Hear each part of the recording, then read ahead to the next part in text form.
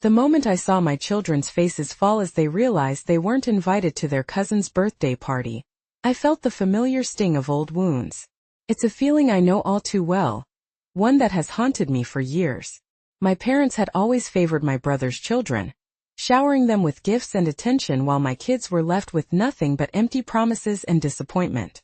I remember the last family gathering, where my parents celebrated my brother's kids like they were royalty, while mine sat quietly in the corner, feeling invisible. I had tried addressing it before, but it never led to change.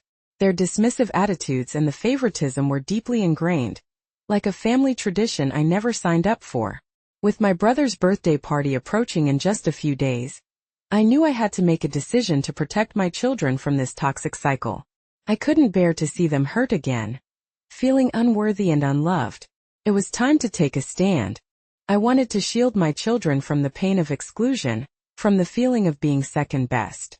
I thought about how my parents always seemed to enjoy the drama, the tension, and the chaos that came from their little power plays. But I was done playing their game. I sat my kids down and explained what was happening, trying to prepare them for the disappointment of not being included. I could see the confusion in their eyes. They didn't understand why they weren't worthy of the same love and attention. It broke my heart.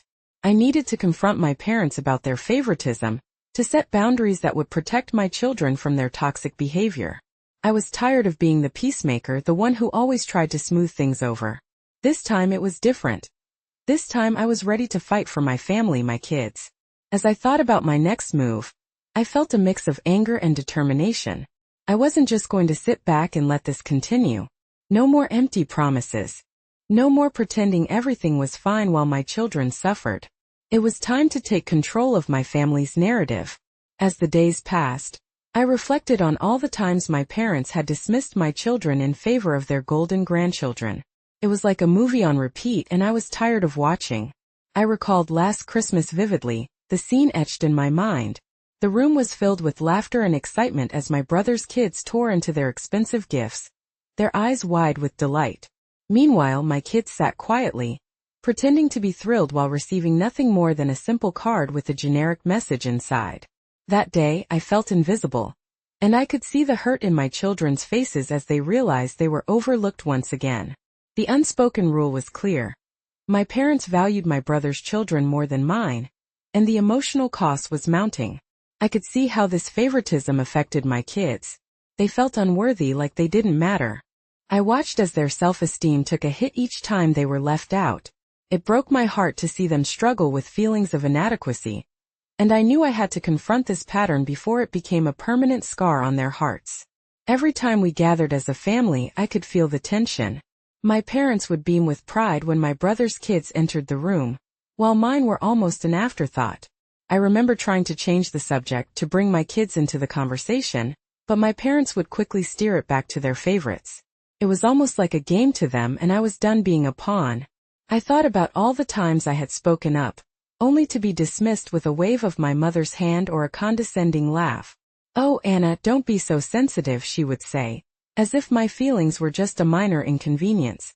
It was exhausting, and I was tired of trying to explain something they didn't want to understand. The emotional toll it took on me was heavy, and I realized I couldn't do it anymore. The more I reflected on it, the angrier I became. My children deserved better than this. They deserved to feel loved and cherished, not like they were second-class citizens in their own family.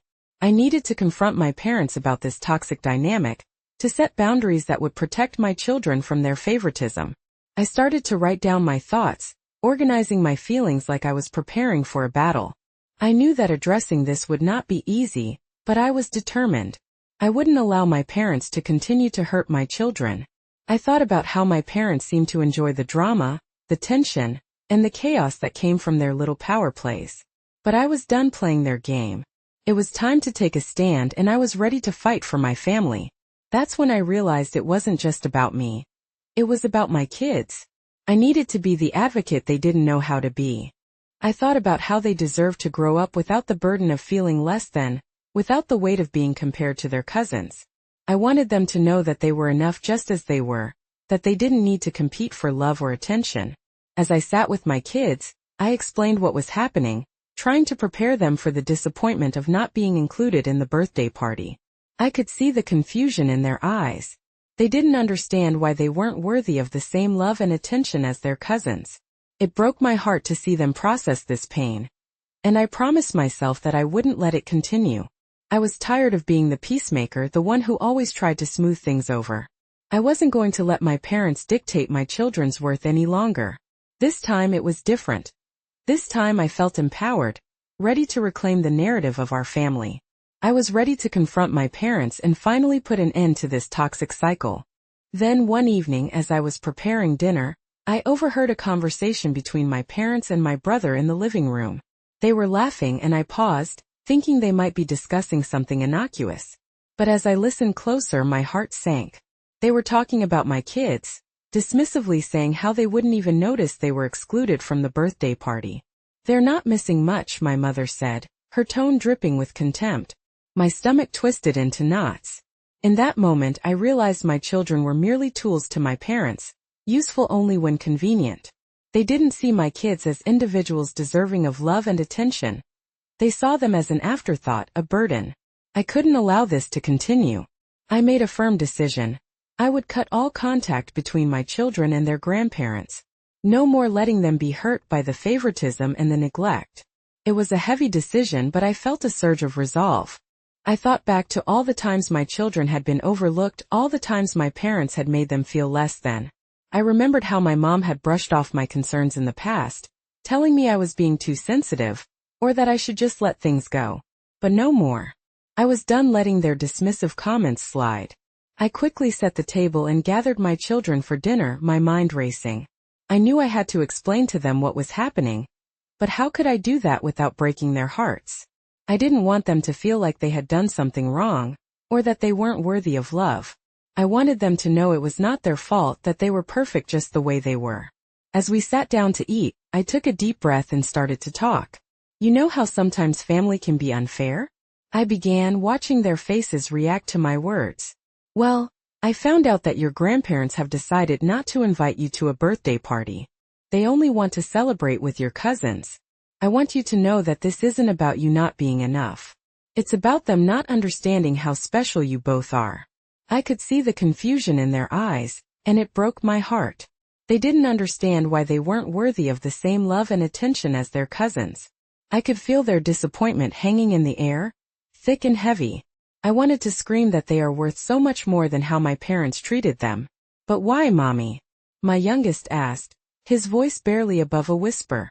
"Because sometimes people can be selfish and make choices that hurt others without realizing it. It's not your fault.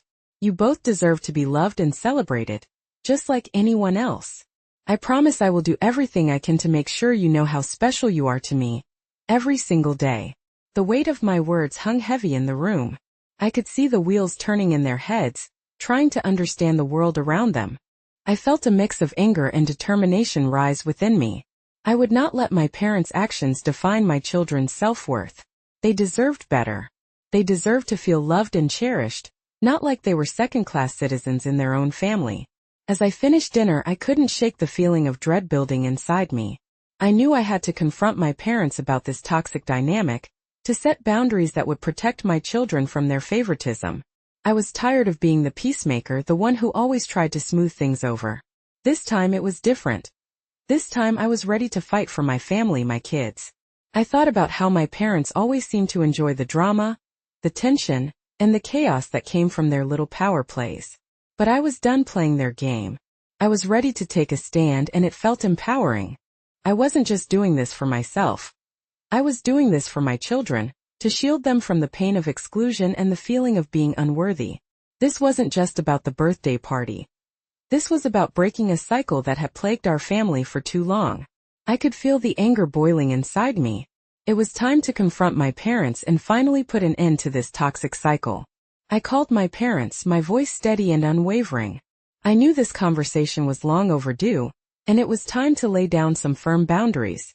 "My children will no longer be attending any family gatherings where they are not valued," I said, the words echoing in my mind as I spoke them. "If you cannot treat them with the same love and respect you show my brother's children, then they will not be part of your lives." There was a heavy pause on the other end of the line. I could almost hear the gears turning in my mother's mind as she processed what I had just said. Their shocked silence spoke volumes. I could picture my mother's expression, eyebrows raised, mouth slightly open in disbelief. After what felt like an eternity, she finally responded, her tone filled with indignation. Anna, you're being ridiculous. This is just how families are. It's all in good fun. I felt my blood boil at her dismissive attitude. Good fun for whom? I shot back. For you and your favorites, it seems. My children deserve better than to be treated as an afterthought. They are not just some side characters in your family play. They are my whole world. I could feel the heat rising in my chest, but I kept my voice calm and firm. They're my children, and I won't let you diminish their self-worth any longer. This isn't just about a birthday party. This is about their emotional well-being. You've shown time and again where your loyalty lies, and it's not with my family. I could hear my mother's frustration boiling over as she attempted to argue. This is just how it is, Anna. We love all the kids. You're blowing this out of proportion as usual. We didn't mean to hurt anyone. But I remained resolute. This is my final decision. I won't allow you to treat my children like they don't matter. You've made it clear how you feel, and I won't subject them to that kind of environment anymore. If you can't change, then it's best if you don't see them at all. There was a sharp intake of breath on the other end of the line, and I could tell my mother was struggling to process this. I could feel her anger radiating through the phone. You're making this all about you. This isn't fair to your father or me. We're just trying to celebrate family. I knew this was the moment of truth. I had to stand my ground. A family that only celebrates some members while neglecting others isn't a family at all. It's a toxic environment, and I refuse to let my children grow up in that. I took a deep breath, allowing my words to sink in. I love my children too much to let them be pawns in your game of favoritism. I'm not asking for much, just equal love and attention. But it's clear that's not something you're willing to give. So, for now I think it's best if we take some space. I hung up the phone, my heart racing. I felt a mix of relief and fear. I had finally taken a stand for my children, but I knew my parents would not take this lightly. I had set a boundary, and I could already feel the backlash brewing. As the days passed, I braced myself for the fallout. I knew my mother would not just let this go. But deep down I felt empowered. I was protecting my children from the emotional damage I had endured for too long. I refused to let history repeat itself. In the following days I focused on my kids. I took them to the park, let them play freely, and reminded them how special they were. They didn't need to compete for love. They were already enough. I felt a weight lift off my shoulders as I embraced this new chapter of our lives. But I couldn't shake the feeling that my parents would be relentless. I knew they wouldn't take kindly to my decision. I prepared myself for the inevitable manipulation and guilt trips that would come my way. Days before the birthday party, my mother called, and I braced myself. Her voice was dripping with manipulation. You wouldn't want to ruin your brother's special day, would you? It's just a small gathering, she said, attempting to guilt me into compliance. I could hear the guilt trip lurking behind her words. This is your family, Anna. Don't let your kids miss out. It was clear they cared more about appearances than about my children's feelings. I held my ground, but the pressure was mounting. I knew I had to remain strong. This was not just about me anymore. It was about my children and their right to feel valued and loved within our family. I wouldn't back down. I couldn't. Days before the birthday party, my mother called, and I braced myself for what I knew would be a difficult conversation. Her voice was dripping with manipulation, the kind of tone that made my stomach turn. You wouldn't want to ruin your brother's special day, would you? It's just a small gathering, she said, attempting to guilt me into compliance. I could almost hear the rehearsed concern in her voice, the same old script they always used to create a sense of obligation. I took a deep breath, trying to remain calm. My mind raced as I felt the familiar pressure building. This was her tactic, the emotional blackmail that had worked on me in the past, but I was determined not to let it happen again. Mom, this isn't about ruining anyone's day. This is about my children and how they feel. They deserve to be treated with love and respect, just like everyone else. This is your family, Anna. Don't let your kids miss out. They're going to feel so left out, and it's going to be your fault. She was ramping up the guilt, and I could feel the weight of her words pressing down on me. I could picture her pacing the living room, her voice rising as she tried to make her point. But instead of feeling guilty, I felt anger bubbling up inside me. How could she not see that it was not my fault? It was their actions that had created this divide. They had made my children feel unworthy, and I wouldn't let them continue to manipulate me with their guilt. Mom, if you truly cared about my children, you would have invited them to the party. You wouldn't be trying to guilt me into bringing them now that you've excluded them. This is about their feelings, not about your image as a family. You can't just pretend this isn't happening. There was a moment of silence on the other end of the line, a pause that felt like an eternity. I could almost hear her taking a deep breath, preparing for her next argument. Anna, this is just how families are. We've always had our favorites, and I thought you understood that. You're being overly dramatic. It's not like we don't love your kids. Love isn't about favorites, Mom. It's about treating everyone equally. You've made it clear where your loyalties lie, and it's not with my family. I won't subject my children to this kind of treatment any longer. They are not second-class citizens, and I will not allow you to make them feel that way. I felt empowered as I spoke, each word solidifying my resolve. I wouldn't let her dismiss my concerns any longer. I could hear her frustration bubbling to the surface. You're making this all about you. Can't you see how selfish you're being? This is a family celebration, and you're ruining it by being so stubborn. Her voice rose, filled with anger, and I could feel the energy shifting. I'm not ruining anything, Mom. I'm protecting my children. I've watched them suffer under the weight of your favoritism for too long, and I won't let that continue. You need to understand that your actions have consequences. If you can't treat my kids with the same love and respect you show my brother's children, then they won't be part of your lives anymore. This is my final decision. There was another pause, and I could sense her disbelief, the shock that I was finally standing my ground. I pictured her face, the way her mouth would drop open in surprise as realization hit her. She was losing control, and I could feel the tremors of her anger radiating through the phone. You're being ridiculous, Anna. You're going to regret this. You're making everything so complicated for everyone. No, Mom, this is not complicated. You've made it very clear how you feel about my children, and I refuse to let them be hurt any longer. This isn't just about a birthday party. It's about breaking a cycle of favoritism and pain that has gone on for far too long. I'm done being the peacemaker. I'm done allowing you to dictate my children's worth.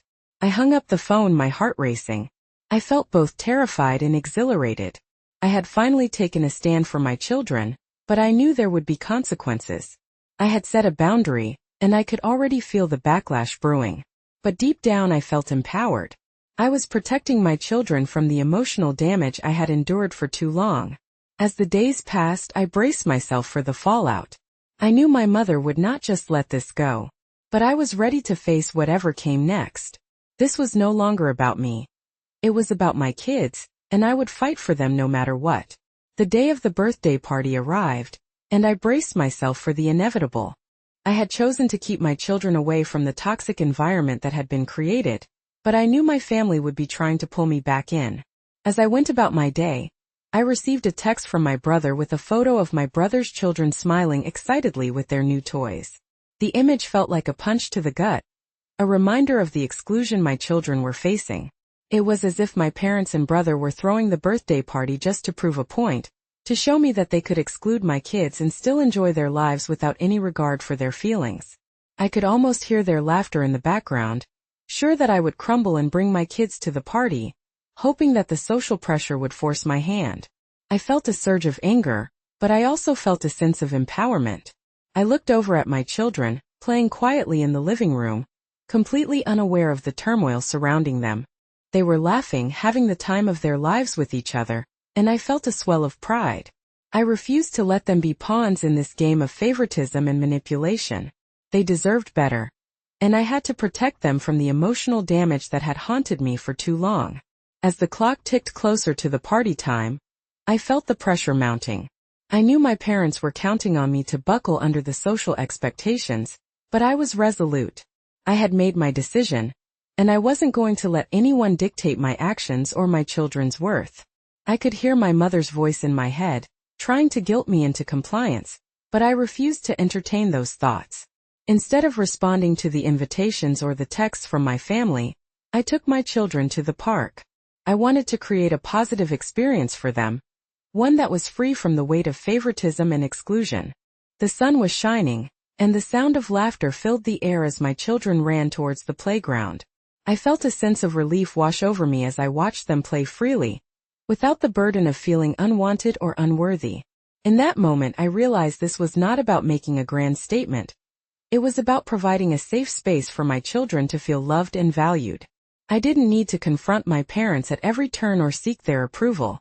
I had taken a stand, and now it was my turn to enjoy the peace that came with it. The park was our sanctuary, a place where we could be ourselves without the toxic influence of my family hanging over our heads. As I watched my children climb, slide, and laugh with abandon, I felt a sense of joy that I hadn't experienced in a long time. I was doing this for them and it felt good. I was reclaiming our time together, free from the chaos that my parents had created. I didn't need to engage in their drama anymore. I glanced at my phone and saw another notification from my brother, but I ignored it. I didn't want to be pulled back into their world of manipulation. I focused on the moment, on the laughter of my children and the warmth of the sun on my skin. Later, I received a furious call from my mother. The sound of her voice was filled with rage, and I braced myself for her onslaught. "You've ruined everything. How dare you keep your kids away from the party? You're making this all about you," she screamed. Instead of feeling guilty, I felt a strange sense of validation. My parents were unraveling, and their facade of the perfect family was cracking. Witnesses to my mother's outburst, the park attendants, looked on with disbelief, and I realized that my decision was having the intended effect. I was done being the scapegoat. I let her rant for a moment before I calmly responded. "This isn't about me, Mom. This is about my children and how they feel. You've made it clear where your loyalties lie, and I refuse to let my kids be hurt any longer. I'm protecting them, and I won't let you manipulate me into feeling guilty for doing what's best for them." There was a pause on the other end of the line, and I could almost hear her trying to regain her composure. "You're being selfish, Anna. You just want to make a scene," she retorted, her voice dripping with anger. But I remained firm. "No, I want to protect my children from the pain of exclusion. I want them to know they are worthy of love and respect, just like anyone else. I'm done letting you dictate their worth. I won't be a part of this toxic cycle anymore." As I hung up the phone, I felt a mixture of relief and empowerment. I had taken a stand, and I was no longer afraid of their judgment. I had chosen my children, and I would continue to do so no matter the cost. I decided not to respond to the invitations or the texts. Instead, I took my children to the park, where they could play without the weight of favoritism hanging over their heads. I had made a conscious choice to shift my focus entirely to them, to give them an experience that was devoid of any of the toxic dynamics that had plagued our family for years.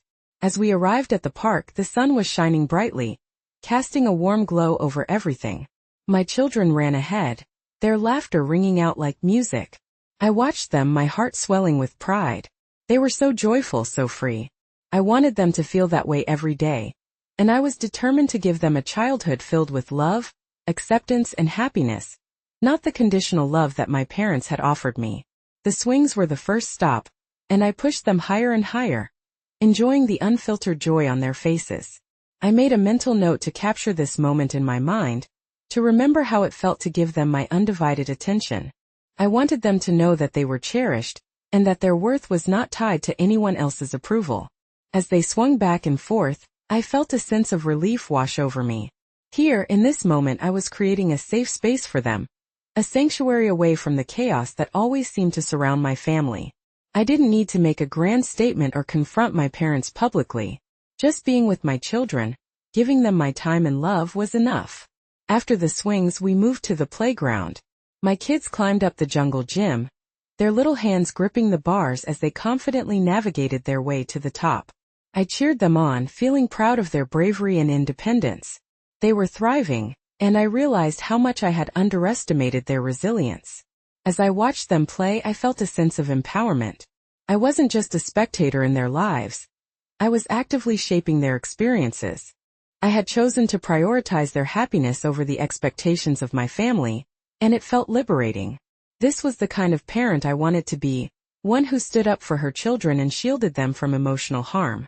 The park was filled with the sounds of children laughing and playing, and I felt a sense of belonging that I hadn't experienced in years. I was building my own family culture, one based on love and mutual respect. I realized that I had been so consumed by my parents' influence for so long that I had forgotten how to enjoy simple moments. Here I could breathe. Here I could be myself. As the sun began to set, casting a golden hue over the park, I felt a sense of peace.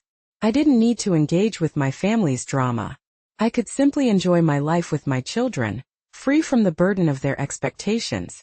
I glanced at my phone, seeing another notification from my brother, but I chose to ignore it. I didn't want to be pulled back into their world of manipulation. We stayed at the park until the twilight began to settle in, and as we packed up to go home, I could see the happiness radiating from my children. They were exhausted but satisfied, and that was enough for me. I had given them a day filled with love and laughter, and I could feel the weight of the guilt that had been pressing down on me for so long begin to lift. I realized that my decision to keep my children away from the birthday party was not just a stand against favoritism. It was also a commitment to giving them a better future. I wanted them to grow up knowing that they were worthy of love just as they were. I didn't want them to feel like they had to compete for affection or attention. As we drove home, I reflected on the day. I thought about how my parents would likely react to my decision, and the lengths they would go to manipulate the situation. But I couldn't let that worry me anymore. I had gone too far to turn back, and I was finally taking control of my life and my children's lives. Later that night, as I tucked my kids into bed, I felt a sense of fulfillment wash over me. I had made the right choice. I was no longer the victim of my parents' emotional games. I was a warrior for my children, and I would continue to fight for their happiness and well-being. They deserved to grow up in an environment where they felt loved and accepted, not one where they had to constantly prove their worth. I kissed them goodnight and closed the door softly behind me. As I walked to my room, I felt lighter. I was done being the scapegoat, done bending to the pressure of my family's expectations. I was ready to embrace this new chapter, filled with love, laughter, and the freedom to be myself. The park had become our haven, a place where we could escape from the chaos and negativity that had surrounded us for so long. And as I lay in bed that night, I promised myself that I would keep fighting for my children and creating a life where they could thrive, free from the burdens of favoritism and emotional manipulation. This was just the beginning. Later, I received a furious call from my mother. The sound of her voice was filled with rage, and I braced myself for her onslaught. "You've ruined everything. How dare you keep your kids away from the party? You're making this all about you," she screamed. Instead of feeling guilty, I felt a strange sense of validation. My parents were unraveling, and their facade of the perfect family was cracking. Witnesses to my mother's outburst, the park attendants, looked on with disbelief, and I realized that my decision was having the intended effect. I was done being the scapegoat. I let her rant for a moment before I calmly responded. "This isn't about me, Mom. This is about my children and how they feel. You've made it clear where your loyalties lie, and I refuse to let my kids be hurt any longer. I'm protecting them, and I won't let you manipulate me into feeling guilty for doing what's best for them." There was a pause on the other end of the line, and I could almost hear her trying to regain her composure. "You're being selfish, Anna. You just want to make a scene," she retorted, her voice dripping with anger. But I remained firm. "No, I want to protect my children from the pain of exclusion. I want them to know they are worthy of love and respect, just like anyone else. I'm done letting you dictate their worth. I won't be a part of this toxic cycle anymore." As I hung up the phone, I felt a mixture of relief and empowerment. I had taken a stand, and I was no longer afraid of their judgment.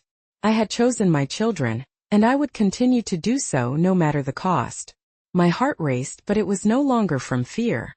It was fueled by a fierce determination to protect my kids. In that moment, I realized how long I had allowed my parents to control my emotions and decisions. Their anger no longer held power over me. I had broken free from their grip, and I could feel the weight lifting off my shoulders. I spent the rest of the day reflecting on what had happened. I knew my mother would not just let this go. She would likely try to rally my brother to her side, to make me feel isolated and wrong for my decision. But I was ready for whatever came next. This was no longer about me. It was about my kids, and I would fight for their happiness and self-worth. As I sat on the couch later that evening, my children nestled beside me, I felt a deep sense of peace. They were blissfully unaware of the storm brewing in the background, and I wanted to keep it that way. I wanted to shield them from the chaos that had been my family dynamic for too long. They deserved a loving environment, one where they felt valued and secure. My phone buzzed again. It was a text from my brother, likely checking in after the fallout. I hesitated, then decided to leave it unanswered. I needed to focus on my children and our well-being, not on the drama that my family thrived on. I had made my decision and it was time to stick to it. The next few days were filled with a mix of tension and relief. I could feel the coldness from my parents as they tried to reach out, but I ignored their calls and messages. I felt like a weight had been lifted, and I was no longer bound by their expectations. My children thrived without the toxic influence of their grandparents, and I focused on building a loving and supportive environment for them. I watched as they played, laughed, and grew more confident each day. I took them on outings, created special traditions, and filled our home with love and laughter. I realized how much I had allowed my parents to dictate my family's happiness, and it was liberating to take back control. With every passing day, I felt more empowered. I had stepped into my role as a protector and it felt good. I was finally prioritizing my children's emotional well-being over the expectations of my toxic family. I could see the differences in my children, and it filled me with pride. They were flourishing and that was all that mattered. My parents tried to reach out several times, but each time I chose to ignore them.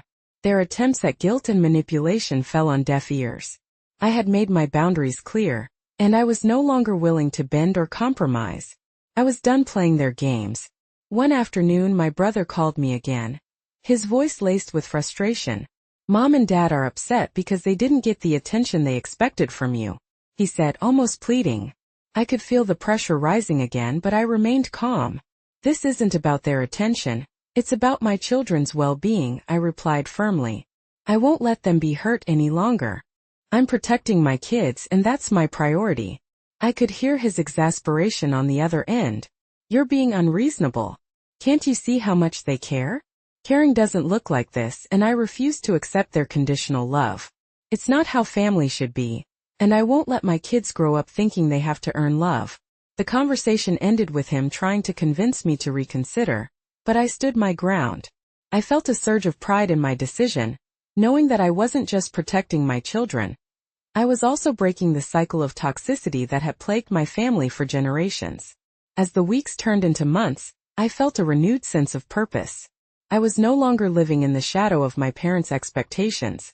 I was building a life filled with love and acceptance for my children. I had finally broken free from the chains of favoritism and manipulation, and it felt incredible. My children were thriving, and I felt like I was finally living for myself and for them. After the party, my brother called me, and I could hear the tension in his voice. "Mom and Dad are upset because they didn't get the attention they expected," he said, panic rising in his tone. I could tell he was trying to play the mediator, but I wasn't having it. I felt liberated, understanding that I hadn't lost anything by stepping away. My children were safe, and I no longer needed to fear their judgment. I took a deep breath, ready to address the situation head-on.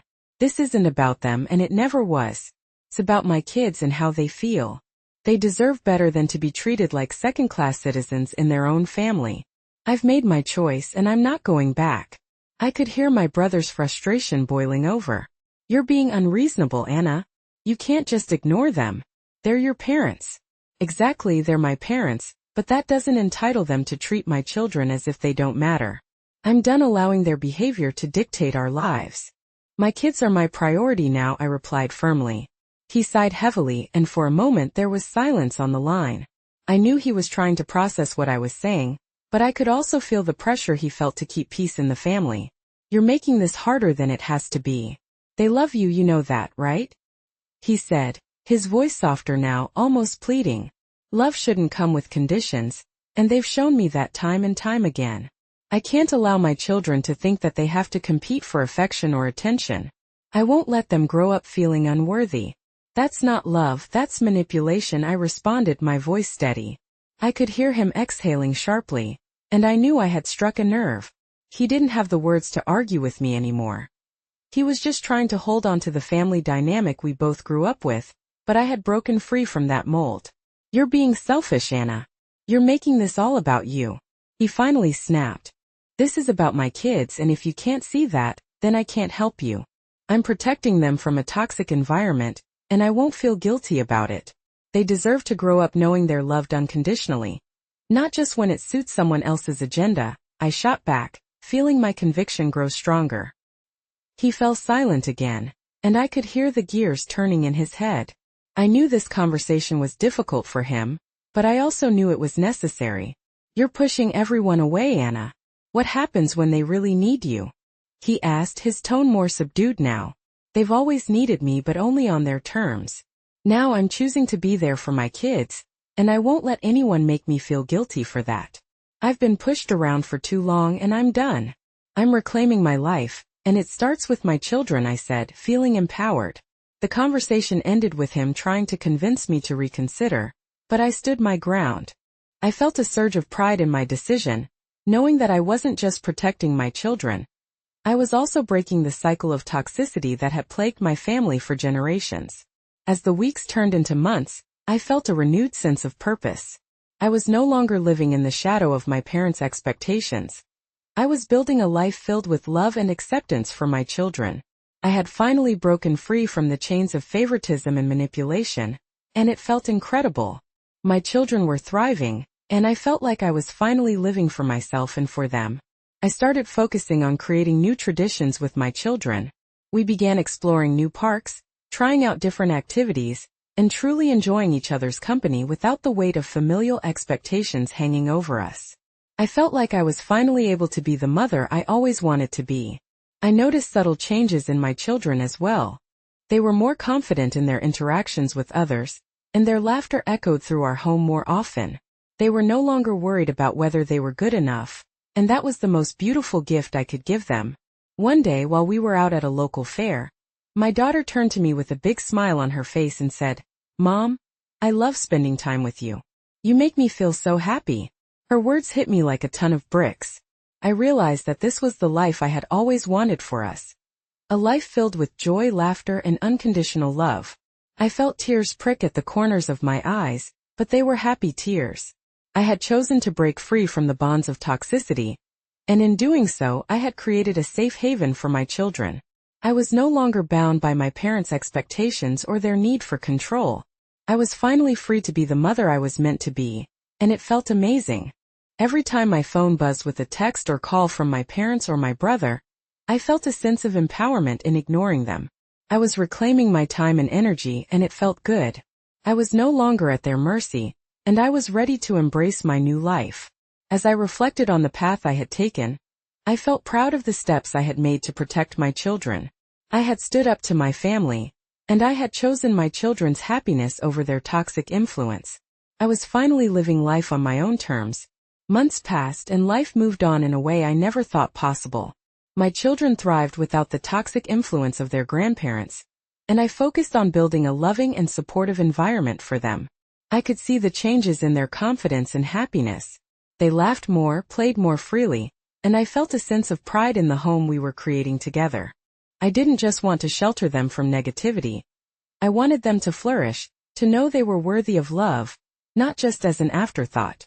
Whenever my parents tried to reach out, I simply ignored their calls and texts. I had made my boundaries clear, and I wasn't going to let guilt or manipulation pull me back into their drama. I felt lighter. The victory was in my indifference to their attempts to draw me back in. I had reclaimed my peace, and it was liberating. The silence that followed was golden. My children were finally free from the emotional roller coaster of favoritism and manipulation. They played in the park, their laughter ringing out, and I felt a warmth in my heart knowing I had made the right choice. I was no longer the scapegoat, and I was at peace with my decision. I spent weekends exploring new places with my kids, creating our own traditions. We savored the small moments like picnics in the park and movie nights at home. I watched as my children grew up in an environment filled with love and acceptance, and it filled me with joy. I was proud of the life I was building for us, free from the chains of my past. In choosing my children over toxic family ties, I had found my voice and my strength. This was my new normal, and I embraced it wholeheartedly, knowing that I had the power to create a future filled with love, laughter, and unshakable bonds.